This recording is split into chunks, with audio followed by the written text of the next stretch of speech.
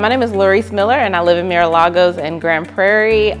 We moved in on Christmas, believe it or not. So my sales rep here at First Texas was Valente, and Valente did an awesome job of making sure that he answered all my questions. He was always ready to respond when I sent an email. He walked me through the whole process. I'm a first-time home buyer, and so he really walked me through that process. Absolutely my dream home. I got to build it from the ground up, which is something that I've always wanted to do. Funny story, I live like 3 minutes away in the same development, but I was able to come and build my new house right next door, so that was pretty awesome. What I liked best about my design center experience is there were so many options.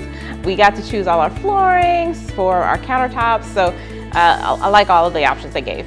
The biggest reason why I chose First Texas is because they're the #1 home builder.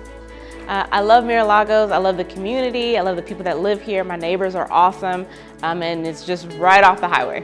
The advice that I would give someone purchasing a First Texas home is to make sure you get everything that you want. It's your one and only time to build a house, and you should just go all out. My name is Laurice, and Supreme Lending saved me over $10,000. Thank you, American Dream Team. Thank you, Nebraska Furniture Mart. I love First Texas Homes.